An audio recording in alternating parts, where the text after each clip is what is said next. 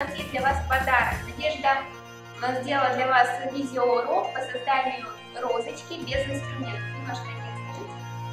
Вот эту розу, которую вы видите перед собой, можно сделать менее чем за полчаса без применения инструментов.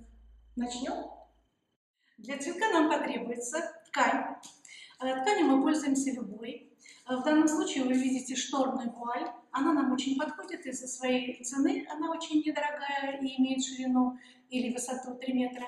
И хорошо смотрится в цветах. Тем более, что мы сегодня будем делать цветок, который не требует никаких инструментов. Для нашей розы потребуется, помимо ткани, проволока 2 размеров, 0,6 мм, еще она называется флористическая проволока. Второй размер проволоки 0,3-0,4 мм. Из нее мы будем изготавливать стебли для цветов и будем монтировать лепестки. Помимо всего прочего, вам необходимо иметь гофрированную бумагу, которой вы все знакомы. Гофрированная бумага называется поделочная. Она имеет много оттенков. В данном случае нам нужен цвет оливы. Ножницы для ткани, ножницы для проволоки, шило и плоскогубцы. Можно пользоваться клеем ПВА, но для скорости работы я советую приобрести клеевой пистолет. Изготовьте лекало. 1 лепесток большой, 2 маленький. 20 больших и 6 маленьких потребуется для одной модели. Также нам нужна будет подклейка и листик. Для изготовления розы нам потребуется ткань, обработанная желатином. Для того, чтобы вырезать листья, нам нужно будет отрезать такую полоску ткани, чтобы наше лекало уместилось по диагонали, потому что из плоской формы нам нужно сделать выпуклую деталь. Тянется только наискосок. Отрезаем полоску нужной ширины. По модели у нас 4 листика. Складываем ткань в 4 слоя и прикалываем булавкой лекало к ткани. Полагаем лекало наискосок и складываем ткань в 4 раза. Прикалываем лекало к ткани. Вырезаем листик.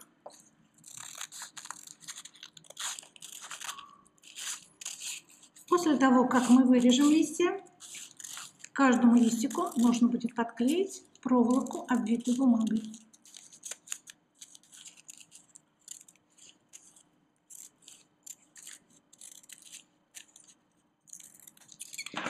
Раскалите и разложите детали на столе изнаночной стороной вверх. Приклеивать будем проволоку вдоль листика, оставляя 0,5 см от кончика листа.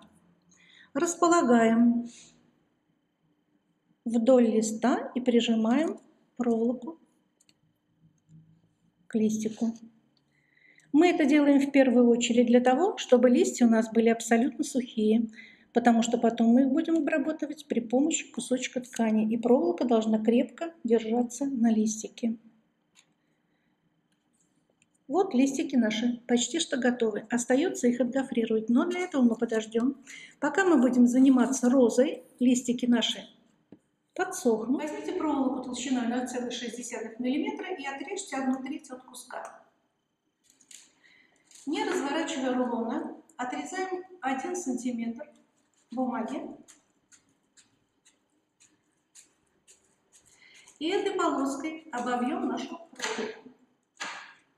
Для этого разверните бумажку, слегка растяните гофрировку, чтобы намотка получилась потоньше. И, вращая проволоку, обматываем. Получаем основу для нашего цветка. На конце проволоки сделайте петельку длиной 1 см. Возьмите плоскогубцы и прижмите петельку поплотнее к стеблю. Возьмите полоску бумаги и слегка растяните гофрировку, чтобы намотка получилась более изящной. Теперь, расположив бумажку под углом к проволоке, обмотайте ее бумагой. Оторвите и на кончике загните петлю длиной 1 см. Возьмите плоскогубцы и плотно прижмите петлю к стеблю. Вот так. Возьмите лекало А меньшего размера. Точно так же, как мы вырезали листья, расположите наискосок и отрежьте полоску нужной ширины. Таких лепестков нам понадобится 6 штук. Складываем 6 раз. И также прикалываем лекало к ткани при помощи булавки. Еще раз хочу напомнить, что делаем мы это для того, чтобы из плоской формы сделать выпуклые лепестки в розы и иметь выпуклую форму. 6 лепестков у нас готовы. Теперь нам нужно будет вырезать 20 лепестков большего размера. Точно так же, отрезав нужную ширину, ложите столько, сколько можете прорезать. Но в данном случае у меня сделалось 4 лепестка. Итак, мы будем вырезать, пока у нас не будет 20 штук. Обратите внимание, что у меня на столе ткани разные фактуры и разных оттенков. Делать цветок из одной ткани, если вы не пользуетесь красками, неинтересно. Поэтому, если у вас много тканей, можно обойтись без подкрашивания, подбирая по тону нашей ткани. Вот обратите внимание на эти лепестки. Они нежно-кремовые. Я беру полоску, которая слегка светлее. Из нее тоже вырезаю столько, сколько получится. Заодно считаю, чтобы лепестков оказалось именно 20 штук. Возьмите ткань, которая не обработана желатином. Она у вас мягкая, пластичная, и она нам нужна для того, чтобы ваш цветок был более живой. Точно так же, по той же схеме, вырезаем, отрезаем полоску ткани. Таких лепестков нам понадобится штук 4-5, не больше. Также складываем несколько слоев, отрезаем и вырезаем лепестки. Лепестки нужно будет вырезать чуть-чуть подлиннее, на 0,5 сантиметра, потому что эти лепестки не будут вытягиваться, в отличие от тех лепестков, которые обработаны желатином. И они будут иметь в итоге чуть-чуть меньше длины, чем основные лепестки. Делайте небольшой припуск внизу. И вырежьте их чуть-чуть длиннее.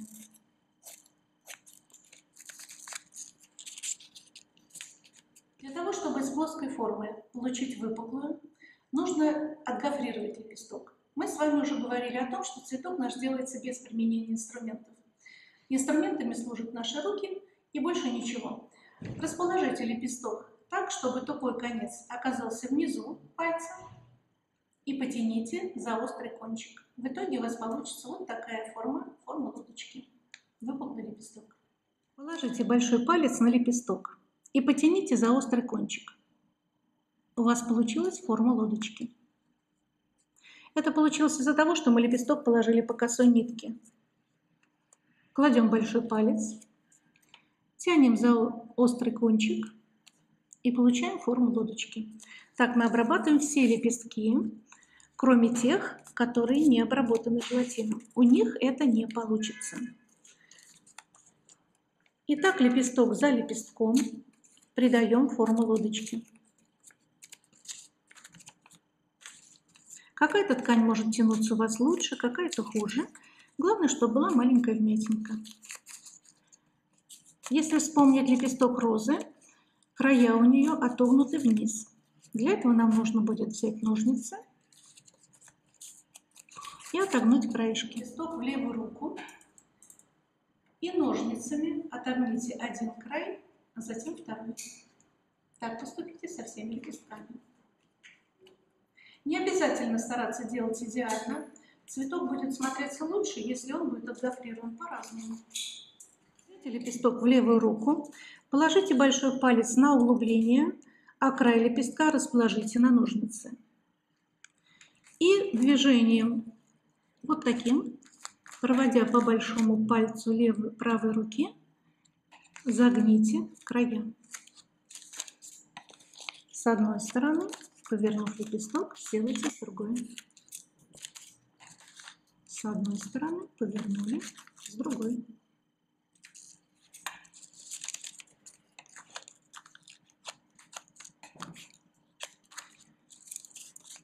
Чтобы у вас не получилось бахрома по краям, не нужно вот так рвать лепесток, как делают все начинающие ученицы.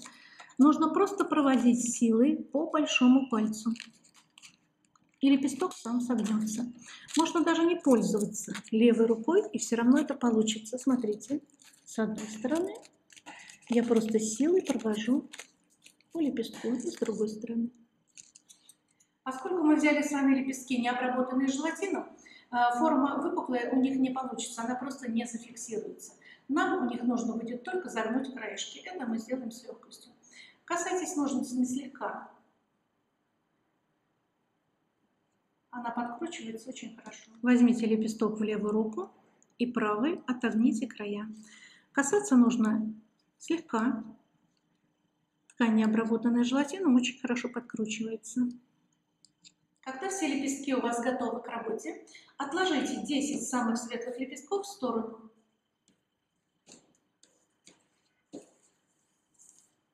Из остальных лепестков мы будем делать. Возьмите проволоку, которую мы подготовили заранее, обмакните кончик в клей. Клея нужно взять чуть-чуть. И начинаем собирать наш цветок с маленьких лепестков. Для этого выворачиваем маленькие лепестки на другую сторону, то есть краешки отогнутые должны смотреть внутрь. Мы будем изготавливать бутон, сердцевину цветка, и он должен быть более закрытым. Найдите у лепестка самое широкое место. Самым широким местом окажутся вот эти загибы. Вложите в загиб проволоку и туго-туго закрутите в трубочку. Первый лепесток нам нужен для того, чтобы закрыть нашу проволоку. Ее не должно быть видно. Приложите проволоку вдоль стебля. Цветок мы будем собирать в горизонтальном положении, потому что видно, куда идет виток проволоки. Зафиксировали. Второй лепесток прививаем к первому и следим, чтобы середина не вылезла наружу. Она должна быть или на уровне, или лучше утоплена. Вот этот лепесток уже сам показывает, что нужно делать. Надо загнуть его внутрь и закрутить второй лепесток вокруг первого. Зафиксируйте проволокой то, что уже получилось. На вот этот перехлестик кладем следующий лепесток. И опять следим, чтобы серединка не вылезла. Прививаем третий лепесток. Фиксируем проволокой. Почему я говорю о проволоке, а не работать, конечно, и ниткой. Например, нитку десятку. Она не порвется, она будет крепко держать лепестки, но она неудобна тем, что не сможем мы отвлечься, положить нашу работу на стол и отдохнуть. С проволокой все наоборот. Можно отвлечься, отдохнуть и продолжать работу дальше. 6 лепестков собраны. И собраны они в виде бутона. Сердцевина цветка готова. Теперь берем большие лепестки и располагаем их следующим образом. Вмятина смотрит внутрь, а края отогнуты, развернуты наружу. Прививаем первый лепесток вокруг сердцевины и фиксируем проволокой. Берем следующий лепесток и выполняем правило. Срез лепестка последнего должен лечь на середину последующего. Это первое. Второе. Лепестки должны находиться на одном уровне. И третье. Виток проволоки должен лечь на виток предыдущего ряда. Вот ради этого мы собираем цветок в горизонтальном положении. Поворачиваем от себя, видим следующий лепесток, кладем так же, чтобы срез предыдущего лепестка лег на середину последующего. Прививаем следующий лепесток. Не забывайте, что у вас есть лепестки, не обработанные желатином, которые нам нужны для легкости цветка. Не забывайте их прививать время от времени между основными лепестками. Соблюдая все те же наши 3 правила. Что лепестки должны находиться в шахматном порядке. Первое. Находиться на одном уровне. Второе. И виток проволоки должен лечь на виток предыдущего ряда. Так соберите розу из тех лепестков, которые у вас лежат на столе. Итак, ваша роза готова, сердцевина розы готова. Поверните розу и широким шагом пройдитесь по кончикам ваших лепестков. Зафиксируйте ножку, чтобы не мешали вам эти хвостики. Отрежьте проволоку. Из оставшихся 10 лепестков нам нужно будет вырезать маленький кончик дугой, тот кончик, который вы должны были прикрутить. Эти лепесточки мы будем приклеивать клеем или клеевым пистолетом. Вырезайте по дуге для того, чтобы, приложив лепесток к ножке розы, у вас получилась как раз дуга. Обрезаем кончики у всех лепестков. Найдите последний лепесток. Найти его просто, на нем ничего не лежит. Смажьте чуть-чуть лепесточек и капельку поставьте сверху. Возьмите лепесточек, приложите, соблюдая все тот же шахматный порядок. То есть лепесток ложится на середину предыдущего. Можно клеить клеем ПВА, но нужно тогда подольше подержать, чтобы он подсох. Клей пистолетный клеит моментально. Итак, лепесток за лепестком мы приклеиваем 10 оставшихся.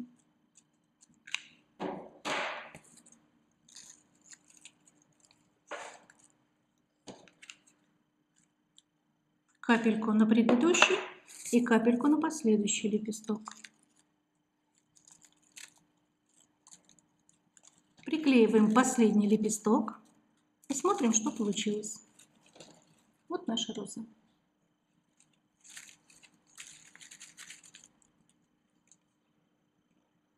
Возьмите деталь С, это подклейка под цветком, приколите ее к ткани и вырежьте. Она закроет все некрасивые места, но ее тоже нужно будет обработать. И поскольку мы с вами делаем цветок без инструмента, обрабатывать тоже мы будем руками. Деталь имеет 5 фрагментов. Сложите один из них вверх, возьмитесь за основание и кончик оттяните вниз. Возьмите следующий фрагмент, также сложите вверх пополам, возьмитесь за основание и кончик оттяните вниз. И так действуйте, пока все 5 вы не обработаете.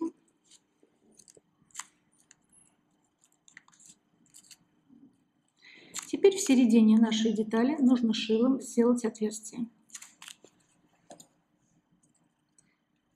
Но его все равно будет недостаточно, какой мы бы большой не делали, для того, чтобы деталь легла плотно на наш цветок.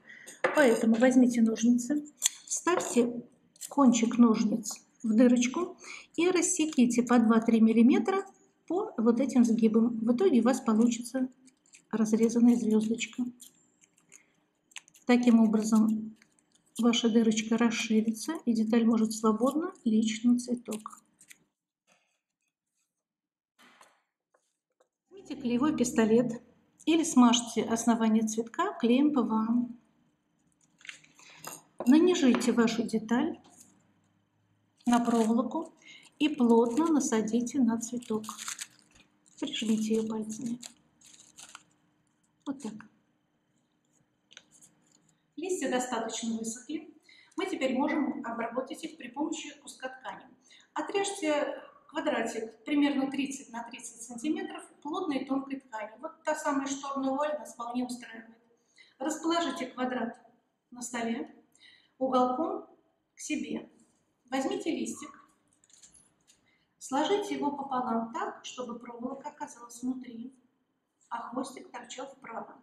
На диагональ квадрата, та часть, которая у нас тянется, положите сложенный лист. Накройте дальним уголком, так, чтобы сгибы листика и ткани совпали. Встаньте, прижмите ладонью деталь к столу, вытяните левый угол, при этом у вас получились под рукой полоски прямые, но нам их надо изогнуть. Изгибаем по столу и выдергиваем из-под руки. Выдергивать обязательно надо, чтобы догофрировался листик до конца. Складываем листик пополам, проволока находится внутри.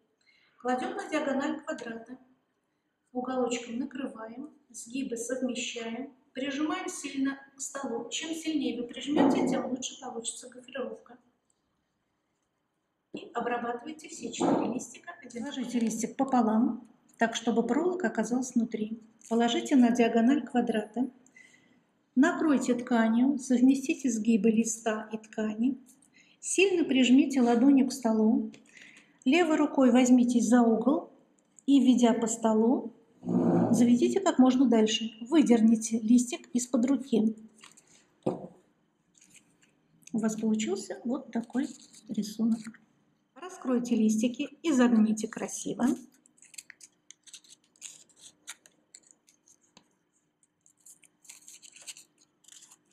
И вспомните, как в природе растут листики. А растут они следующим образом. Один повыше и два пониже. Теперь нам нужно будет скрепить наши листья при помощи полоски бумаги и клея. Обратите внимание, что скреплять нужно не туго, вот так, а оставив маленькие ножки, что можно потом пошевелить было листиками. Берем нашу полоску, кончик бумаги в клей, положите снизу под листиками и накройте. Обвейте все 3 стебля вместе.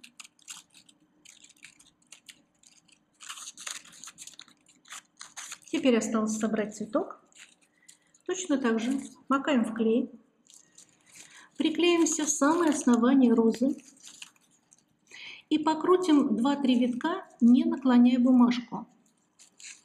Она у нас крутится на одном месте.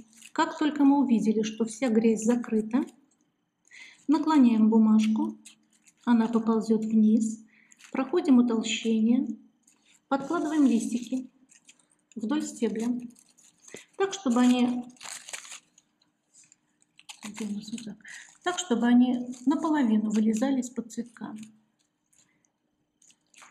Сделаем 2 витка. Приложим еще один листик и докрутим стебель до конца. Вот при этом у вас руки должны быть очень крепкими, и стебель должен быть не рыхлым, а твердым.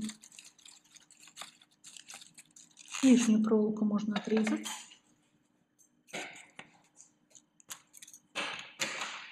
Когда вы дошли до конца, оставьте 1 сантиметр бумаги, смажьте его клеем и заклейте. Пальчик остался грязным, пройдитесь по стебельку, заодно зафиксируйте его.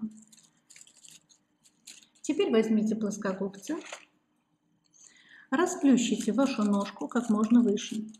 Мы сейчас будем делать площадку под булавку, поскольку мы с вами делаем брошь. Отогните вашу розу на себя.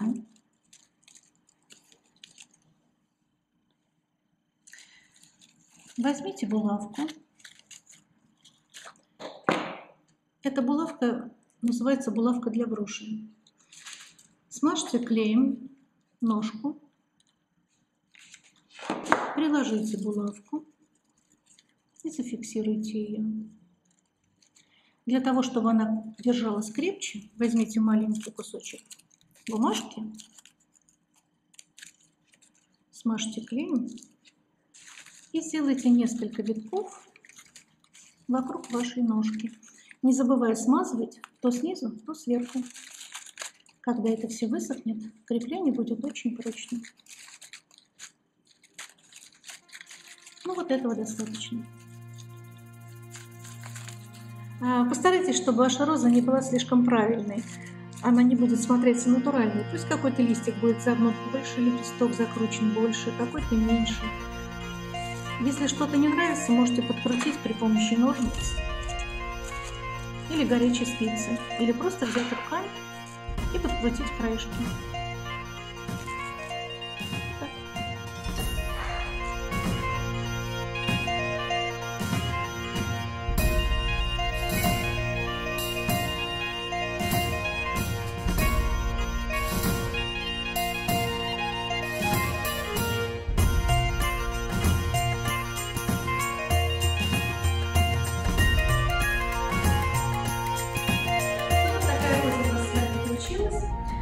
Мы с вами делали довольно долго, но розу можно сделать за 15 минут. И, конечно же, можно сказать о том, что роза – это хороша и как подарок. И можно украсить свою одежду, можно украсить шляпку. Ну, в конце концов, можно даже сделать по пути в гости, если у вас нет с собой подарка.